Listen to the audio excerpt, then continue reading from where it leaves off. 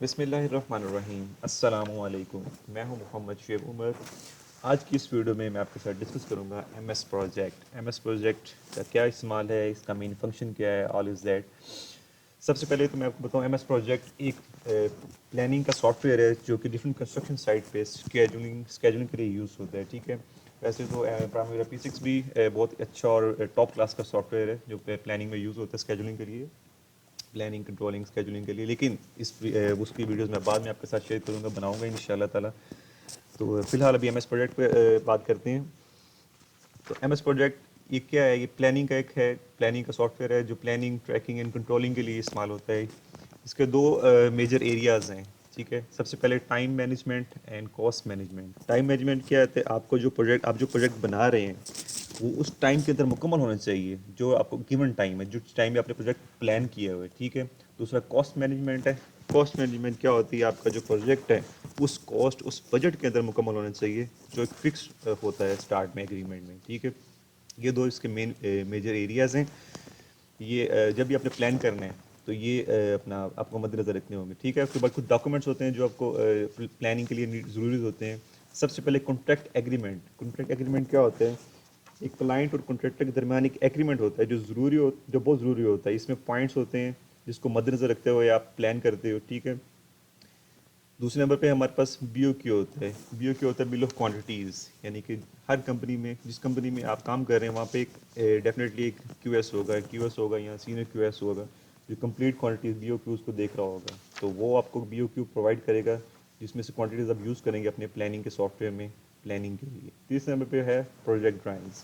Project drawings जो है वो, उससे आपको पता लगेगा कि आपका प्रोजेक्ट है क्या, आपने किस चीज़ की प्लानिंग करनी है, प्रोजेक्ट आपका कब कितने फ्लोर्स में है, लाइक कितनी मंजिलें हैं, क्या फर्स्ट फ्लोर है, सेकंड फ्लोर है या मल्टी स्टोरी बिल्डिंग है, क्या प्रोजेक्ट है क्या। तो वो आपको ये तीन चीज़ें जो हैं बहुत ज़रूरी हैं।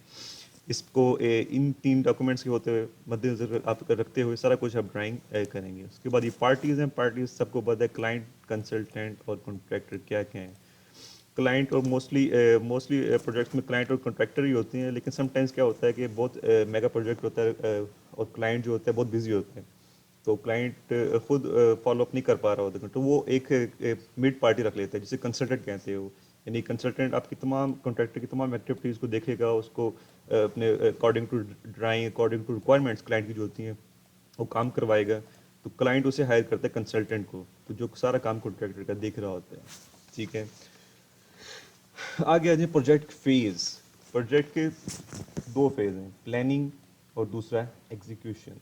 सबसे पहले आपने प्लान कर लिया, प्लान करके कॉन्ट्रैक्ट क्लाइंट से अप्रूव करवा लिया, उसके बाद आपने एग्जीक्यूट करवाना है। ठीक है, ये दो उसके मेन फेज हैं। तो प्लानिंग फेज में आप आते हैं। प्लानिंग फेज में क्या होता है?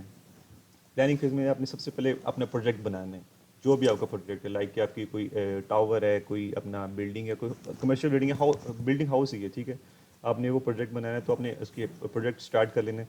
उसके बाद उसके जो भी काम है उसको डिवाइड करना है छोटे छोटे पार्ट में। लाइक WBS क्या होता है? Work break down structure. ठीक है, जो भी आपके जो भी आपका है प्रोजेक्ट, उसके छोटे छोटे पार्ट्स में डिवाइड कर लेने हैं।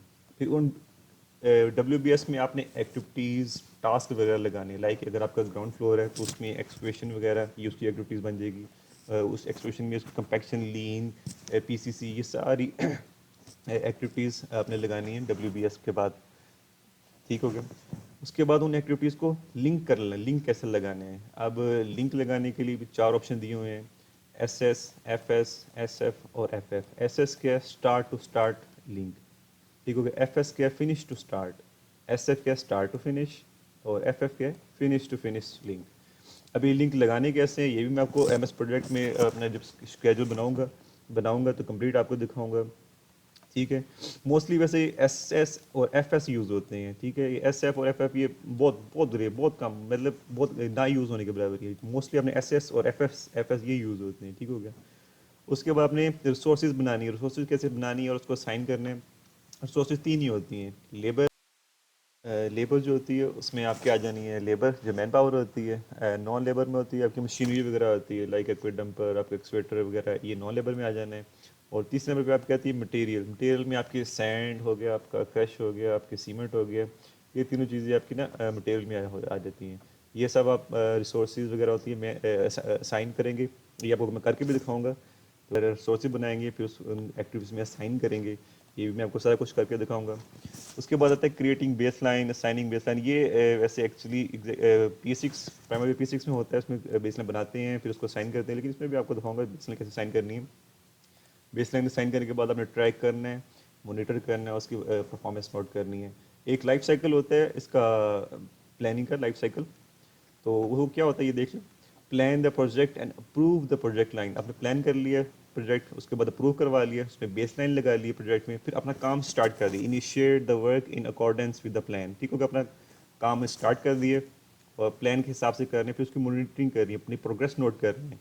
अब प्रोग्रेस नोट करते हैं, आपने डेली बेस पे भी प्रोग्रेस करनी है, वीकली, मंथली, फिर इसकी रिपोर्ट्स बनती है। प्लानिंग जो इंजीनियर होता है वो ये नोट कर रहा होता है क्योंकि उसने आगे फॉरवर्ड करनी होती है। तो ये डेली प्रोग्रेस रिपोर्ट होती है, वीकली प्रोग्रेस रिपोर्ट होती है, मंथली प्रोग्रेस रिपोर्ट होती है। ये सारा इवेल्युएट एंड रिपोर्टिंग को काम कर रहा होता है। फिर अगर आपका काम as per according to time, according to cost चल रहा है तो ठीक है, तो फिर उसमें कोई नहीं वो चाहिए। अगर वो नहीं चल रहा है, टाइम डिले आ रहा है कॉस्ट की वजह से, तो उसमें कॉस्ट इफेक्ट हो रही है या टाइम इफेक्ट हो रहा है, तो फिर इसको थोड़ा सा प्लान रिवाइज करना पड़ेगा। तो ये सारा एक लाइफ साइकिल है। ये आप ना कंप्लीट आपको देना पड़ेगा। एक प्लानिंग इंजीनियर जो होता है वो कंप्लीट उसको नॉलेज होती है इस चीज़ का। ठीक है, खैर आपको जब MS प्रोजेक्ट बनाऊंगा तो उसको ट्राई करूंगा, सब कुछ सिखाऊंगा आपमें। अभी कुछ सवाल होते हैं, CPM क्या होते हैं, फ्री फ्लोट, माइलस्टोन्स। CPM होता है क्रिटिकल पाथ मेथड। ये कौन सा मेथड होता है, लाइक अगर आपकी कोई एक्टिविटी या कोई आपकी वो है टास्क है जिसको जिसको फिक्स आपने रखा हुआ है डेज में, लेकिन उस पर डिले आ जाते हैं।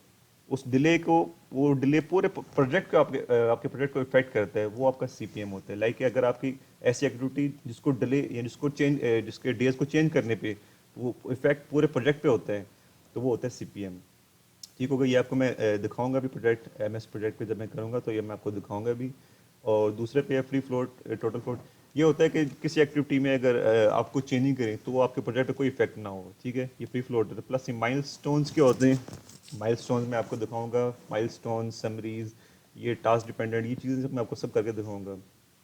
बाकी DPR, weekly and monthly progress report, ये मैं आपको पहले ही बता चुका हूँ कि प्लानिंग इंजीनियर जो भी होता है ये अपनी रिपोर्ट्स को वॉच आउट कर रहा होता है, देख रहा होता है, मॉनिटर कर रहा होता है। तो ये इसका कंप्लीट इंट्रोडक्शन था। तो इंशाल्लाह नेक्स्ट वीडियोज़ में मैं आपको उसका MS प्रोजेक्ट इम्प्लीमेंट करके दिखाऊंगा, उसकी सेटिंग्स वगैरह सारा कुछ करके, उसकी प्रोजेक्ट स्टार्ट, प्रोजेक्ट फिनिश वगैरह सारा कुछ, माइलस्टोन्स, WBS एक्टिविटीज सारा करके दिखाऊंगा। अगर वीडियो पसंद आई हो तो लाइक करिएगा, सब्सक्राइब करिएगा और मुझे फॉलो करिएगा। मिलते हैं इंशाल्लाह नेक्स्ट वीडियो में, तब तक के लिए अल्लाह हाफिज़।